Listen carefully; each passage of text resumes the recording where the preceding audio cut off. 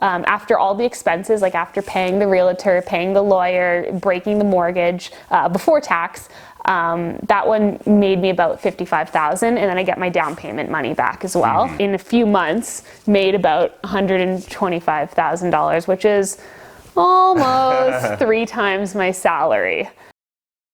Hey guys, I'm sitting down today with Angie again, and we're actually going to be talking about a topic that I'm really excited to bring to you. And so, financial independence. I talk about it all the time on my YouTube channel, but this to me is just a great real life example of the importance about having your financial life in order, about living, a conscious consumption lifestyle and building up some passive income. So often people will hit me on my YouTube channel or my Instagram DM saying, "Fire's fine, but I love my job, I'd never quit it, I'd work for it for free, even if they didn't pay me." That's cool, but one thing that you need to remember is sometimes your job can quit you, or cutbacks, or your company can close. And so I really appreciate Angie today, who's going to share with us just kind of her story. So I was working a kind of 9 to 5 Monday to Friday job. I really enjoyed all my coworkers, and the job was in a field where I actually studied. So I was, pretty thankful that I had this job, and I made, approximately 45 to 50K a year, depending on the bonus and whatever. And it was in healthcare, and in Ontario now we have a conservative government. And there was a huge cut to healthcare funding just recently, and we lost almost 20% of our workforce at my job. And kind of out of the blue, I was one of the people chosen to be let go. So first of all, I just really appreciate you sharing the story, but this really wasn't part of your FIRE plan, right? You're on the journey, or that was your intentions, right? Oh yeah, no, I planned on sticking at this job for another 4 or 5 years because I need a job. I can't rely on passive income.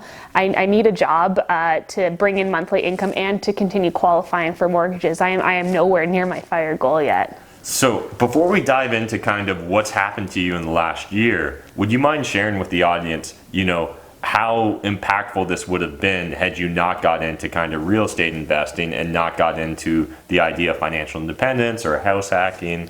Oh, this would have been completely devastating, being unemployed. I did get some severance, so I have some weeks of some income still coming in, but I just would have been scouring, applying for any jobs. Yeah. I only have 6 weeks till I don't get paid anymore, and now I have to find another job, and hopefully makes me kind of around the same amount, or else the banks may not like that when I have now lower income and trying to qualify for more mortgages and everything. This would have been completely devastating, and I think for a lot of people at my organization and all of the organizations in Ontario that are being cut, this is it's not good for a lot of people. Yeah, and it's coming perhaps government cutbacks and things like that happen, but it's pretty much completely out of the blue, right? It was, it was. I think, in my situation, I'm pretty sure Doug Ford promised no cuts to people, and I think our organization was also kind of prepping us to be like, oh yeah, we're going to find efficiencies and stuff, but no one's losing their jobs, and then they cut almost 20%. So and I think it was devastating for a lot of people at my organization, but fortunately I had some extra side hustles that allowed me to have a buffer. So if you don't mind, let's dive into what those side hustles have been for the last year, and just kind of how that's given you some financial stability while you go and kind of embrace this mini retirement. A forced mini retirement. Mini retirement.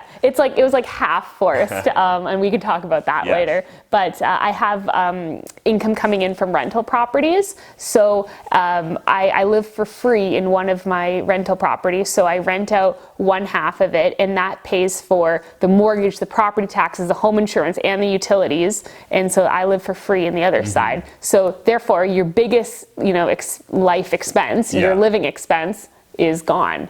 So that was really great. And so I've been doing that for a few months now, and that's been awesome. And then I've also got income from another one of my properties, about maybe $1,000 to like $1,500 a month from that one, which is also nice too. And so all that was built up within essentially 1 year of real estate investing. Yeah. And so while that, $1,000 a month doesn't add up to 45 or 50,000, if we look at that, the average person that's say making $50,000, they're probably spending about $20,000. Okay, that's maybe not fair because there's taxes. Let's say they're making $40,000 after taxes. They're probably spending about $10,000 to $15,000 a year just on their shelter, on their utilities. Yeah. And so right away, Angie's able to not have that be a financial impact. And then making that $1,000 a month passively from her rental income actually gets her to more of like a $25,000 a year kind of baseline compared to, say, the $40,000 after tax that she'd otherwise get. So I just kind of wanted to highlight that for you guys. So while Angie doesn't have a perfect fire plan in place, it definitely creates a much softer landing. Yes, for sure, for sure. Yeah, the living for free or living for extremely cheap is really important, especially in this kind of situation. Yeah, and then outside of passive income in real estate, you've also earned some more active income. Yeah, so in the past few months, I've sold 3 townhouses. One of them was kind of my second house I've ever had. And that one just appreciated a ton, and I didn't put any money into it, but basically got back, or I've made after all the expenses, like after paying the realtor, paying the lawyer, breaking the mortgage before tax. That one made me about $55,000, and then I get my down payment money back as well. Mm-hmm. And then these are my 2 townhouse flips, and I didn't put any money into these guys. And I made about $35,000 on each property, and I got my $35,000 down payment back for each one as well. So I profited in the last, or in a few months, made about $125,000, which is almost 3 times my salary. And plus I did a wholesale as well, so I was able to get a wholesale fee recently too. Mm-hmm.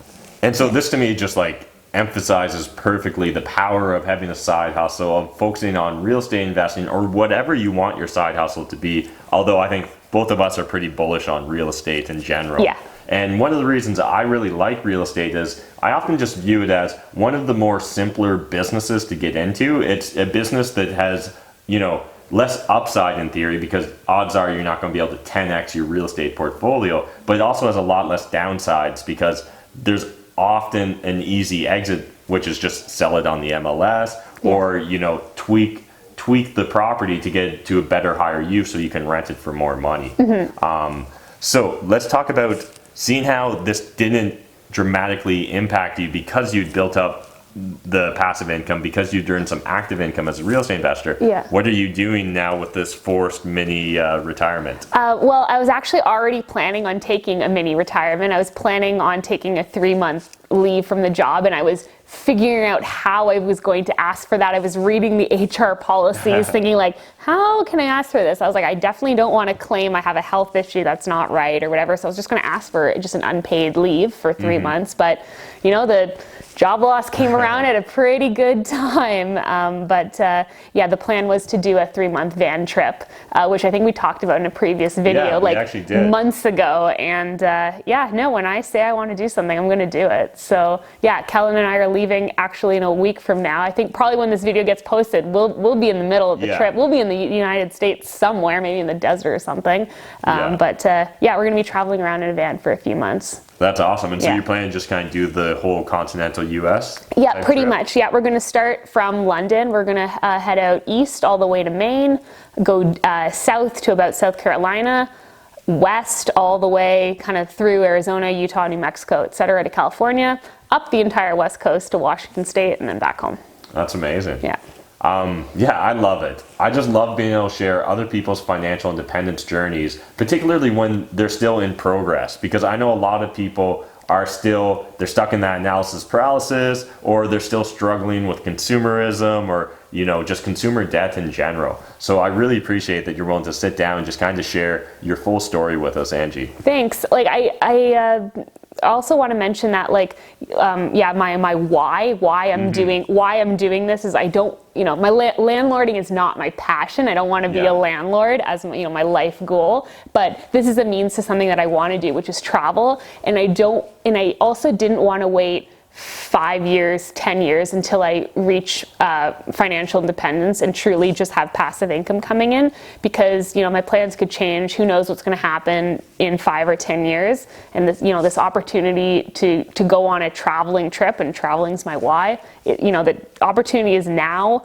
Kellen and I both have an opportunity to make it happen now, so we're taking it. And if it delays my path to fire by a few months, so be it. Yeah, absolutely. And I think personally, a lot of real estate investors find that, as they continue to play in this game, that these what initially feel like one-off or, lucky deals just keep happening again and again and again. I hope so. I'm down for a few more of these. And so I know for myself personally, in the first year that I quit my day job, that I left public accounting, I was able to actually earn, again, similar to Angie, more than 3 times my income in different types of appreciation or BRRRR type properties. Now, I didn't necessarily cash out of those properties, so it wasn't like cash in my pocket I could spend, but it was allowing me to build my real estate portfolio, allowing me to build my base, which allowed me to increase my passive income, which really helped me build that parachute on my way down.